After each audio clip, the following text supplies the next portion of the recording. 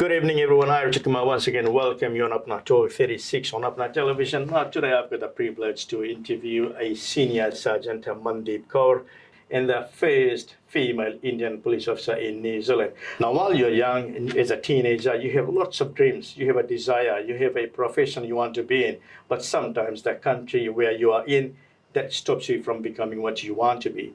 Now, today, the same relates to the senior sergeant, Mandeep Kaur, who has born in India and wanted to become a police officer, but then thought, okay, hey, females cannot be police officers. Finally, her destination was New Zealand, where she became the police constable and then gained her status as a senior sergeant based in Wellington. So, Mandeep Kaur, I welcome you on Apna Television.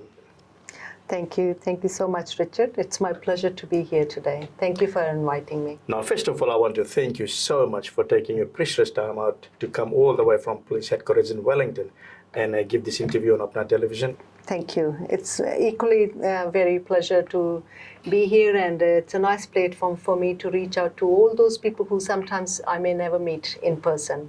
So thanks to you as well, and to Apna TV. Now, Sergeant, as I told my viewers a little bit about yourself, what you have gone through as a teenager, and you have succeeded from there. And now, today, you are the only female senior sergeant in New Zealand of Indian descent. Now, can you tell me, like, while in India, you told me that in a conversation that you wanted to become a police officer.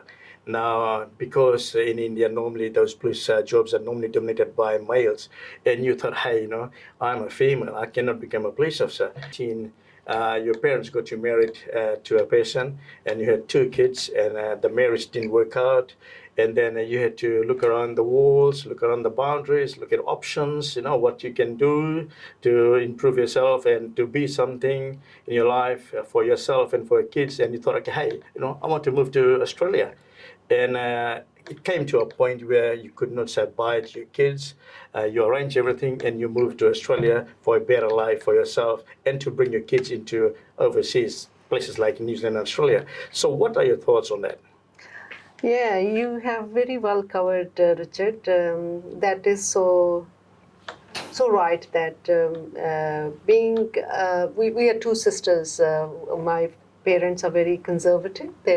My late mom and my father, who is here in New Zealand, they come from a very conservative family background. So having 2 daughters, my father always felt the need of having a son. So I knew as I was growing up that there was something missing in the family dynamics, and that was the lack of a boy in the house, a son in the house.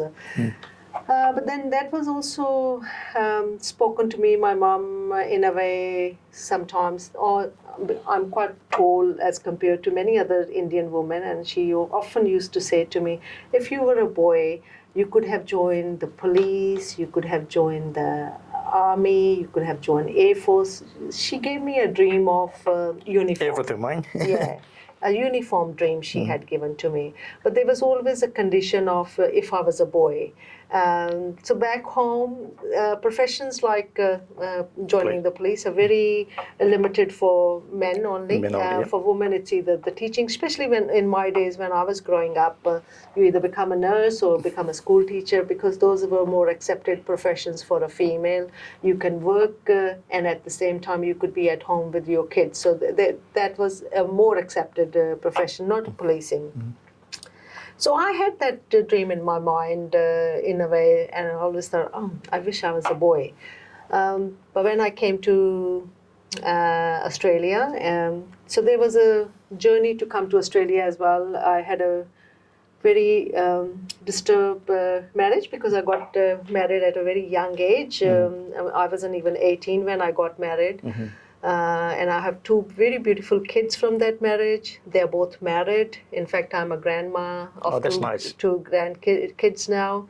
But early days were difficult days when, in that country where we don't have any social security, and broken marriages are seen differently. It impacts on your whole family, not just on the individual. The whole family is being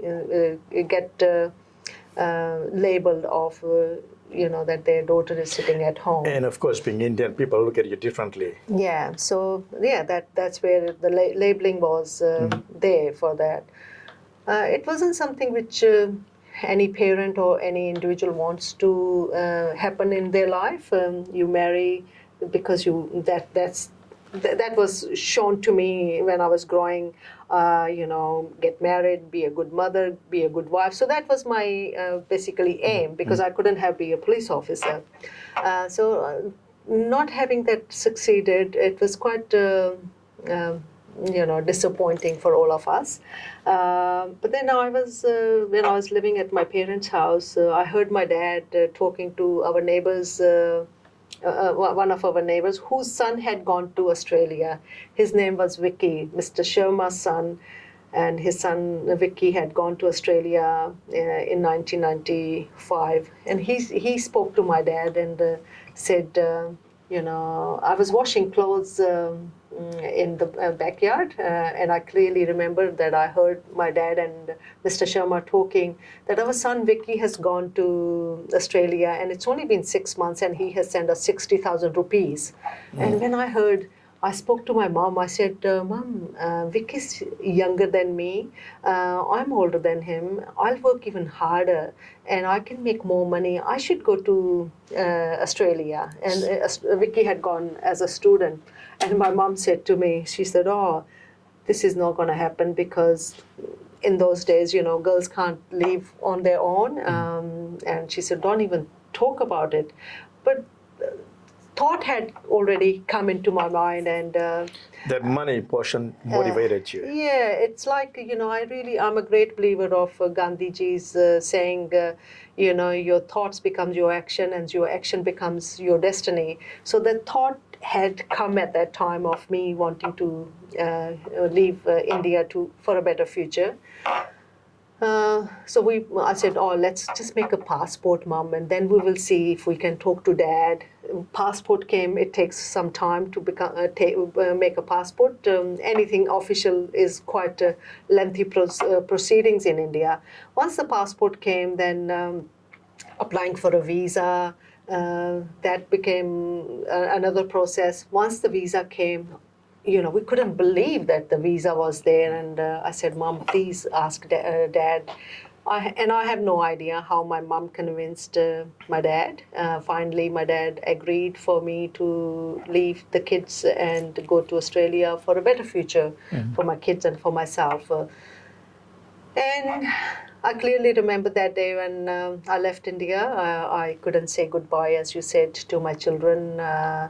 My dad had taken them, saying he will take them for Kit Kat, because Kit Kat was their favorite chocolate. And I didn't eat Kit Kat for many years for that reason, because I felt that was the bait for my kids to go when I left them for 6 long years. So they had gone for, I couldn't say, because one, I had a fear of my ex-in-laws who I had separated from. If they came to know, they might take my kids away because I wasn't there, or they might create some problems. It was just because it wasn't a very healthy relationship. So that's why we kept it very quiet. And kids were not grown in a manner where they would have been able to understand why Mom is leaving us, So to them, we said, Mom is going to study in Bangalore, and she'll come in 6 months' time. So what was your feelings when you left India, and then you could not say goodbye to your kids, your own kids, who you loved so much, And how was the feeling at that time when you left the airport? Yeah, it was really, really hard. It wasn't something which any parent could ever do happily. Even when you are sending them to school, you think, well, oh my God, leaving for a few hours is hard. It was the hardest step. But then when you know that there's a better future for the children after all these struggles, that was the vision for me. I knew that nothing could have been done had I been in India for myself or for my children. There's nothing, no government support. Parents who married you, gave you dowry, and now they have three of you, me and my two kids. So I was more a burden on them. It's a bit of a concern for you. Yeah. So I really wanted to be, on my own Independent, feet yeah. and do something for my family and my children. So this was the reason that was coming in my mind, but very heavy-heartedly that decision was made. So when was the first time you spoke to your kids when you arrived in Australia? Yeah, on the very first day, the phone calls were very, very expensive in those days. It wasn't easy like now. We have WhatsApp, Messenger, Skype. Nothing was like that. It was very expensive to call. So I quickly called as soon as I landed and told my parents that I have landed. I didn't speak to kids because fear of them being emotional and me being emotional, because I'm on a mission here now. So I didn't talk to them at that time. It was a couple of weeks later when I was a little bit emotionally settled myself. I stayed in touch with my mum over the period, just for a very quick call. Are kids okay? And she will say, oh yeah, they're fine, And then after 2 weeks, I spoke to my daughter because she was she was older and also very emotional. So I spoke to them. I said, oh, I'm in Bangalore, I'll come. Never told them for more than 2 years that I was in Australia.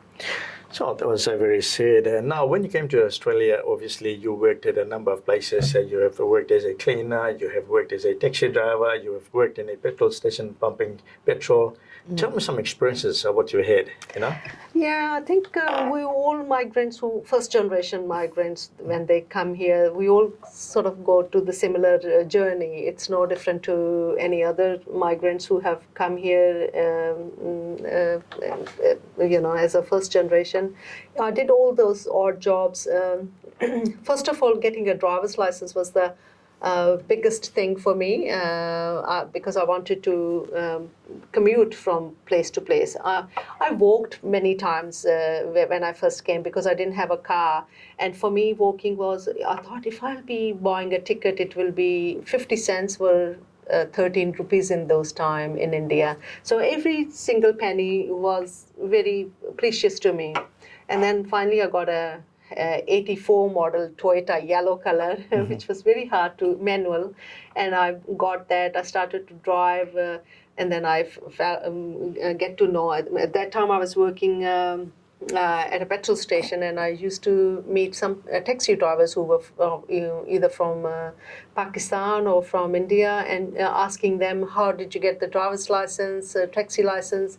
And then I thought, okay, I need to have a driver's license. When I went to get my driver's license, I looked at the form, and in that form, coming from India, every form has got a column of your name, daughter of or wife of. So your identification is either by being the daughter or by being the wife.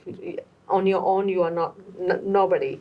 So when I filled that form, took that form to fill, I went back to this lady at the RTA, Road Transportation Authority. I said, oh, you have given me the wrong form. She said, no, this is the form we get. I said, but there's no daughter of or wife of column. And she said, no, we don't need that. You are your own identity.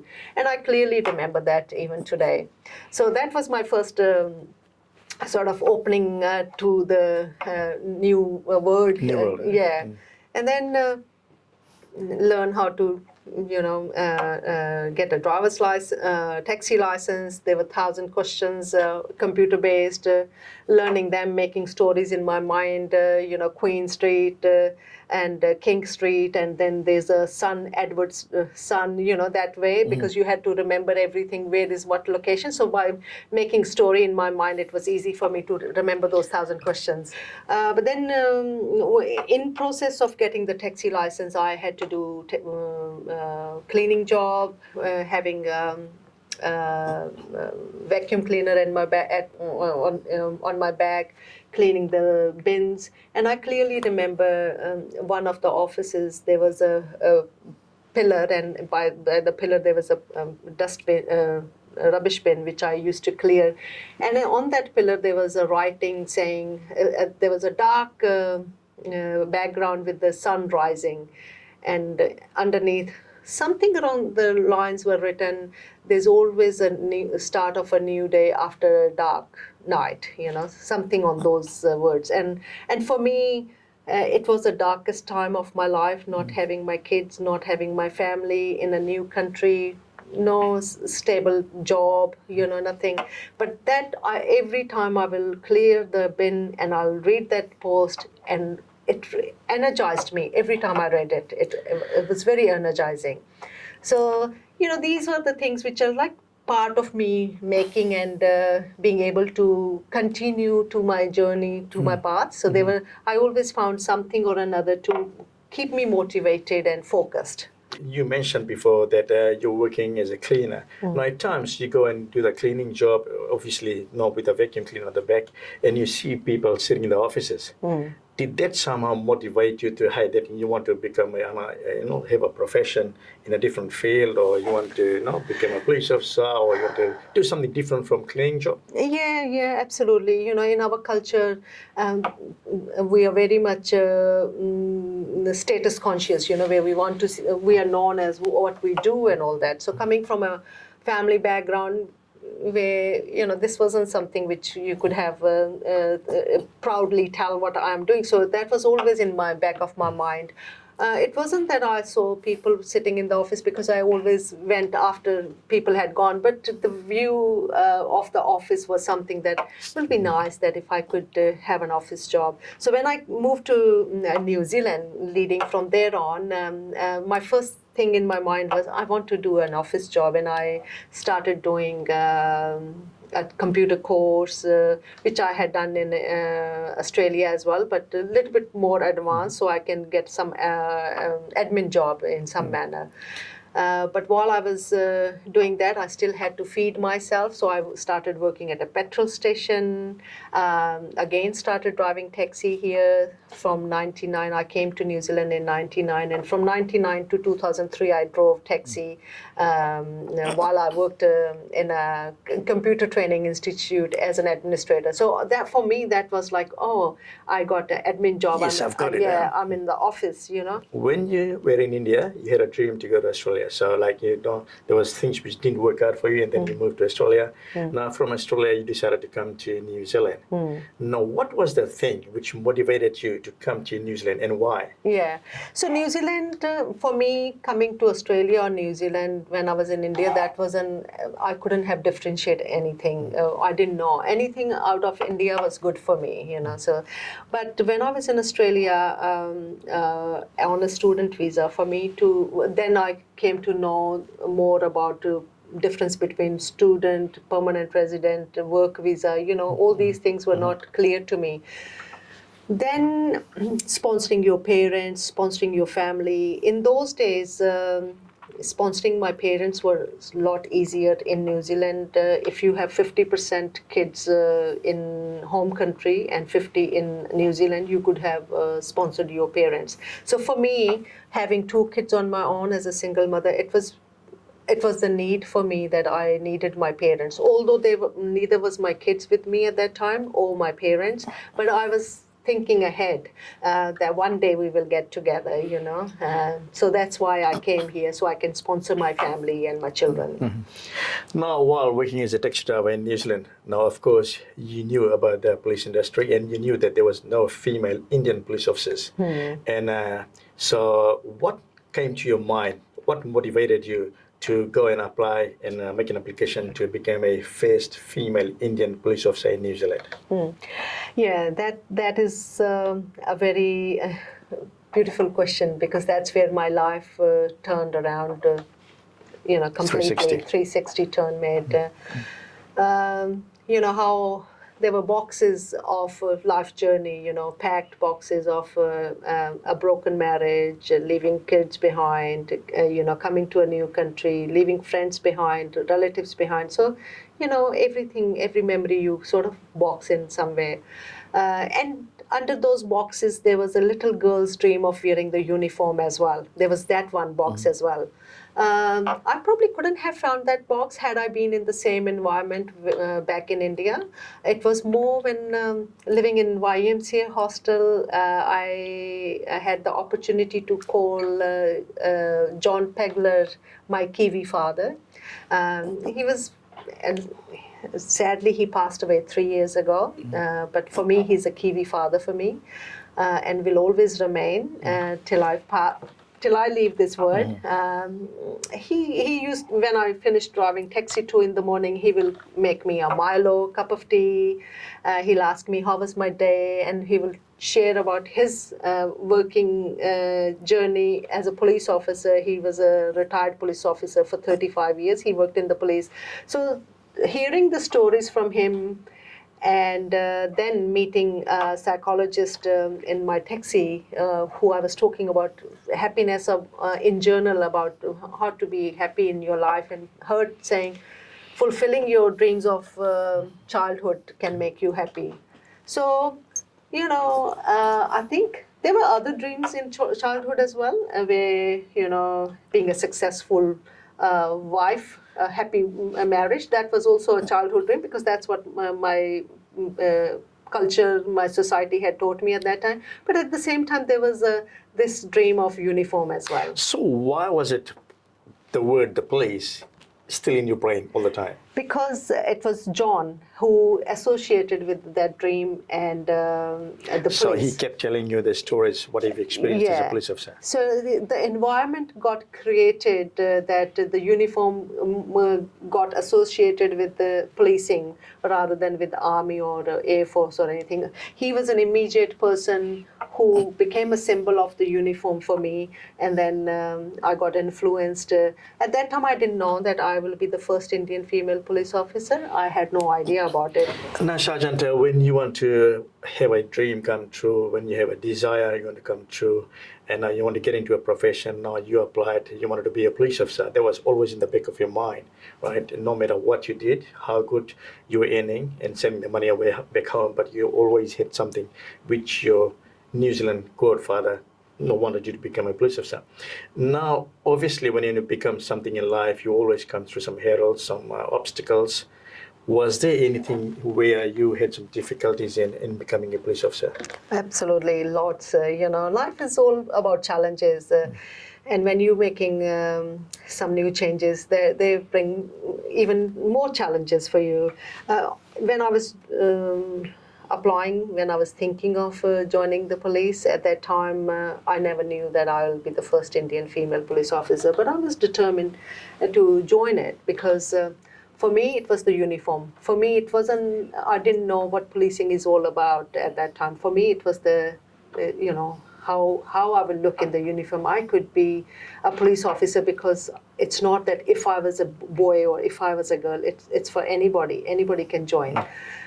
But to wear that uniform, I had to lose 20 kgs weight because the fitness test was that you have to do 2.4 kilometers in 11 minutes, 15 seconds. And in those days, now we have a different time frames for depending on the age of the candidate. Yes, I read in the newspapers about how you lost your weight and how you had to go for a swim and stuff like that. So that was quite challenging for you to come to that point. Absolutely. So I never had been into the pools before in my life, learning from scratch. First of all, not being able to wear a swimming costume. Culturally, this is not something which we ever experienced. I never had a swimming costume. So all these were challenges for me to overcome, running, working full-time, and then driving taxi part-time, fitting in training, learning how to swim, going for my academic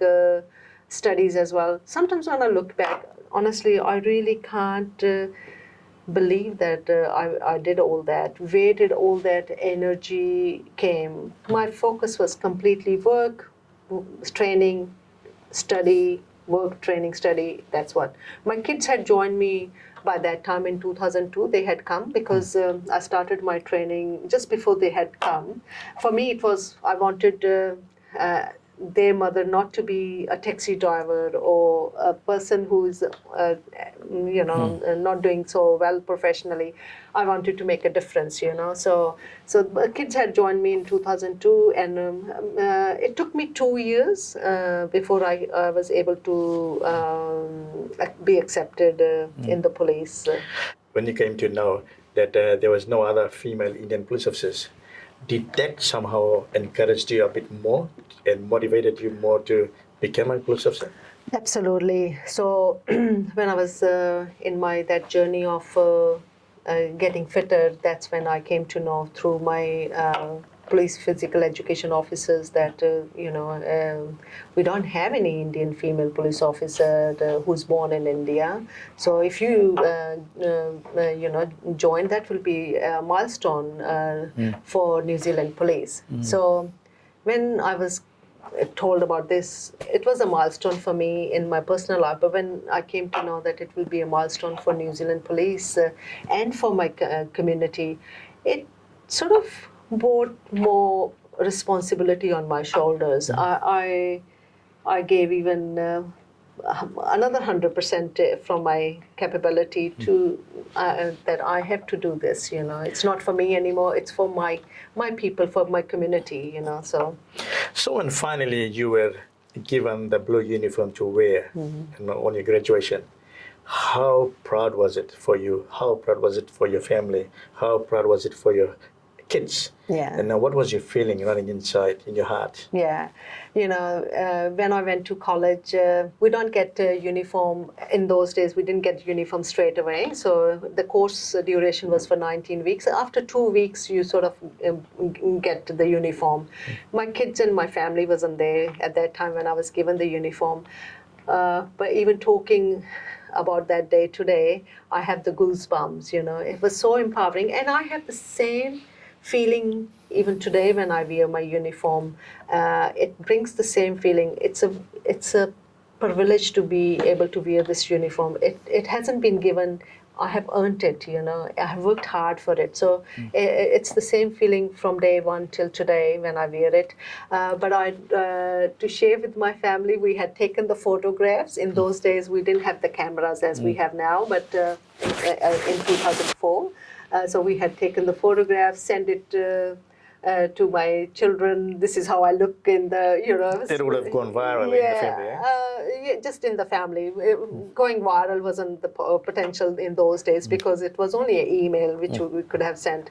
So this is how I shared it with my family. But on the graduation day, my mom who passed away last year and my children, they all came. They were part of my graduation. They were very proud. Of course, I was very proud as well to be able to achieve that milestone. Yeah. No, obviously, when you started as a constable, police constable, it always takes a lot of time to come to a stage where you are today. Now, tell me what and how many stages you need to go through to become a senior sergeant, what you are today in New Zealand. Yeah, so, it really depends from person to person. Some people, they come from a background where they have leadership skills, better, we all have our backgrounds, So some stand out earlier to rise above the Is it the ability to do something? Yeah. And then, also your interest within the job where you want to focus. I have children, they were my responsibility. I had my parents, they were also my responsibility. So for me, working in family harm in the community space was my passion, So that's where I felt I was really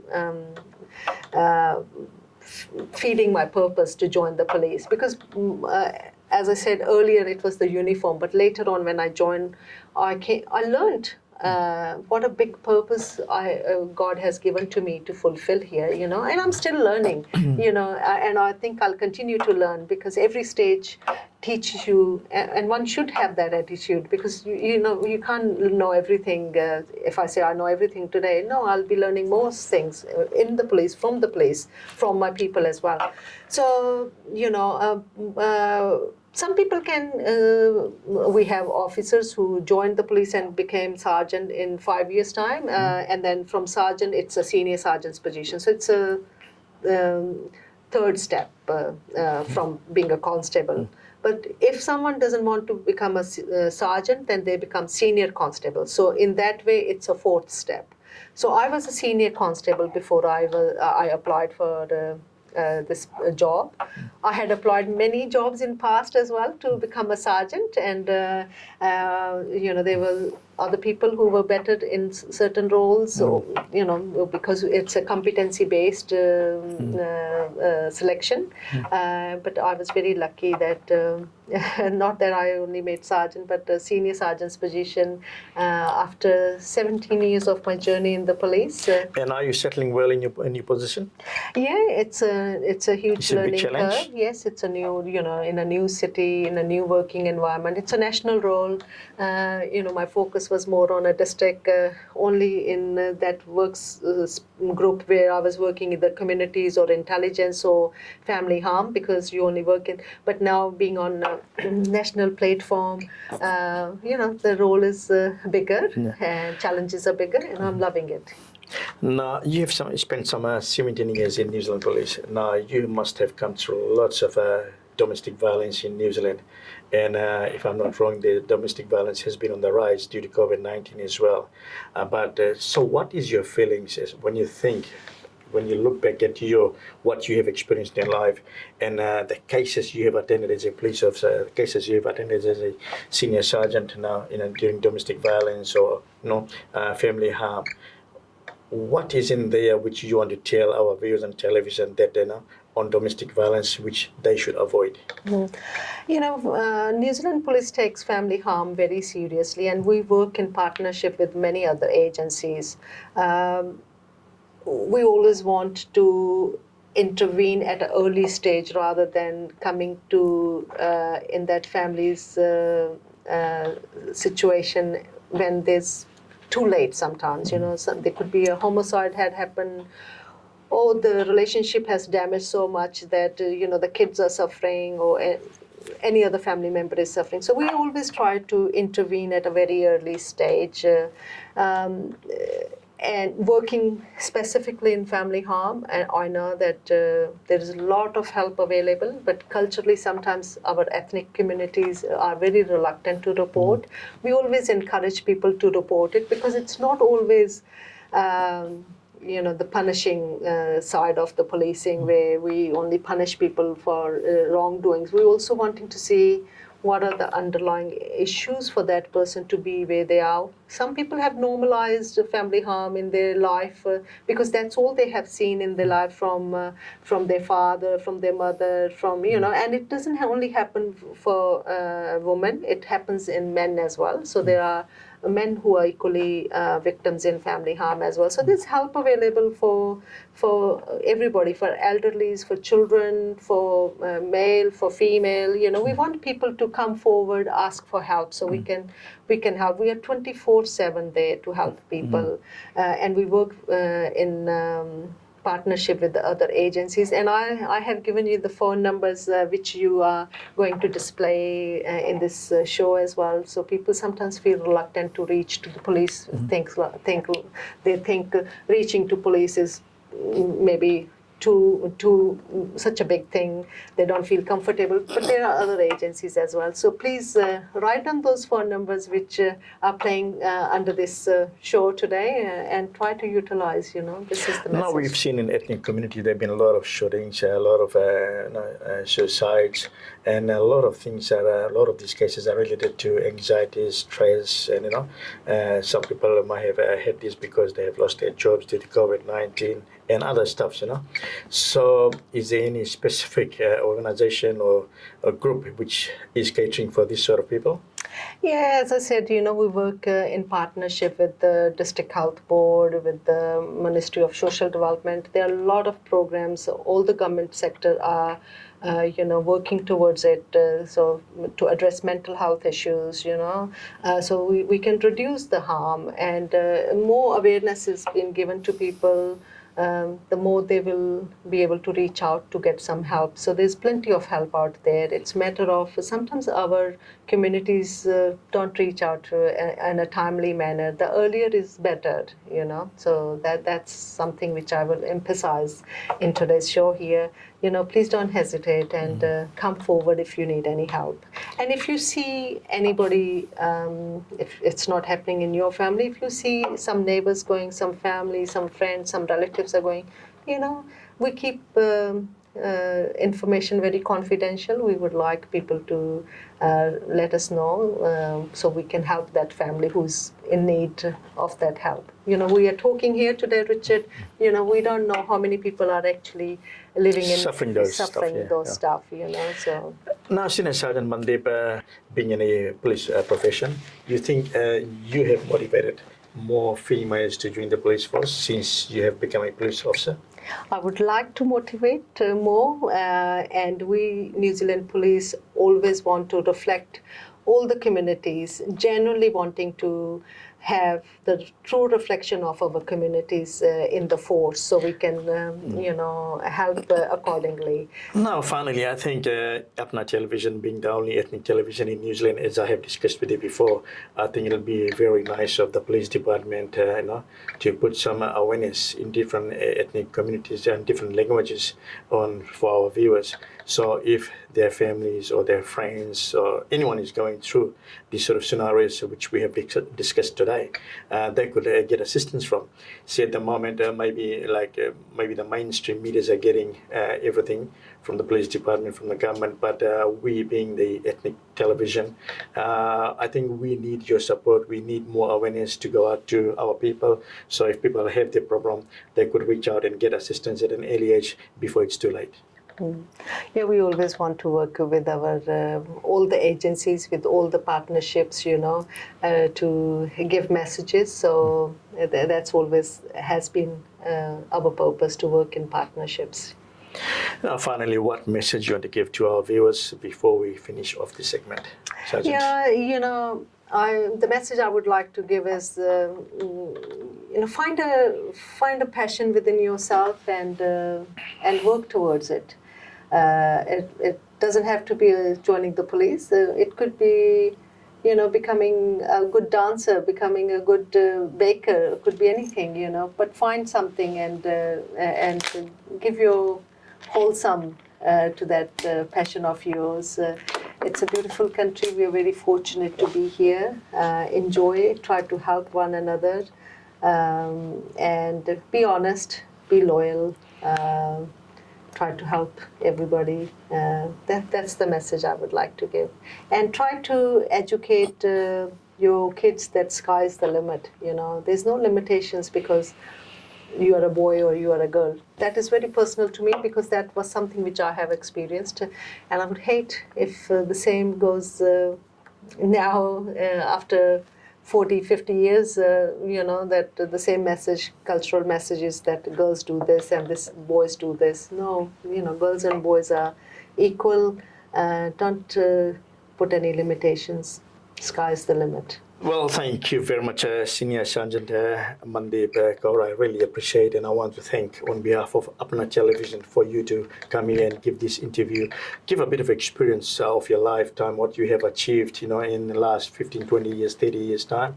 And I'm pretty sure that what you have done and what you have achieved will definitely motivate our viewers, you know, some of them on television as well. So once again, I want to thank you so much for coming to our studio. Yeah, thank you, Richard, and thank you to all the viewers out there as well for taking time to listen to and watch this program. And I wish you all a very best and my sincere wishes for a happy and healthy life there. Thank you. Thank you so much. Thank you, viewers. Richard Kumar, once again, thank you very much for watching this program. Now, this was a Senior Sergeant, Mandeep Kaur, all the way from the police headquarters in Wellington.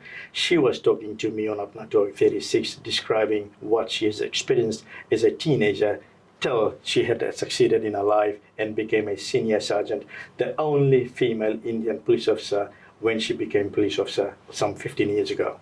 So thank you very much once again for watching us, and we shall see you next week. Thank you.